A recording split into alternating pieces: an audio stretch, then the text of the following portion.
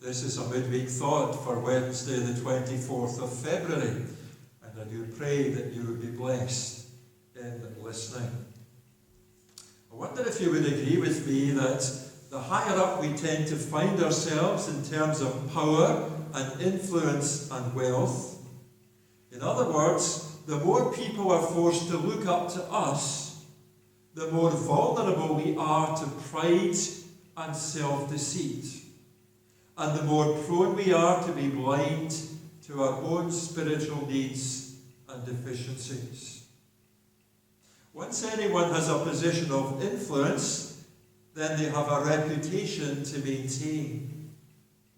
And they would lose everything if they were really honest about their real spiritual condition. What, for example, would other people think of them if they weren't the people whom they thought they were? And I believe that in many ways, Christians who have walked with God for many years and who are respected by other people need to be on their guard. Because the subtle encroachment of pride may in fact be more dangerous than any other kind of failure. It might well be more liable to make believers useless, both to God and to other people. In many ways, our pride can cause us to be more conscious of the sins and the failures of other people than of ourselves. But might it be that God is more offended by proud, unteachable spirits, even if we might appear very respectable and spiritual, than by adulterers or drunkards or drug addicts who would make no pretense of being godly? And the reality is that proud and broken Christians can sometimes do far more damage to the Christian church than people who are outside the church, who would never claim any faith in Jesus.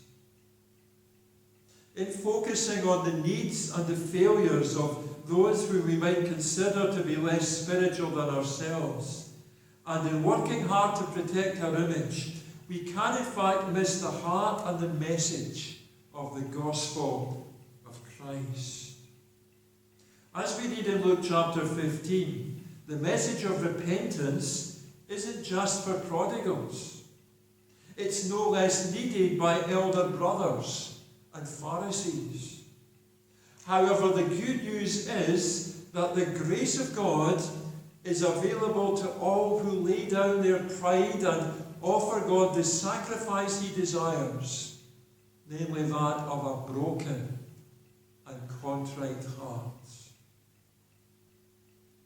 I am challenged by the words of the tax collector, of whom we read in Luke chapter 18. Jesus told his disciples a parable which we might know as the parable of the Pharisee and the tax collector. He spoke about two men who went up to the temple to pray, one a Pharisee and the other a tax collector. The Pharisee stood up and prayed about himself.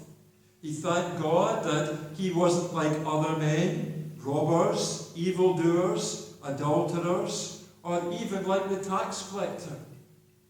He told God that he fasted twice a week and gave a tenth of all that he got. But the tax collector, on the other hand, stood at a distance. He would not even look up to heaven, but beat his breast and asked God to have mercy on him, a sinner.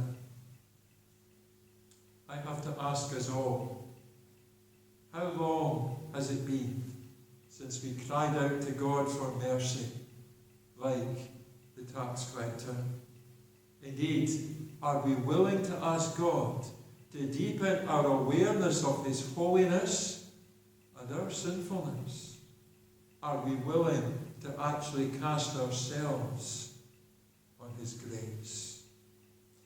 I leave that question with us as I close. Thank you for listening, and may God bless you.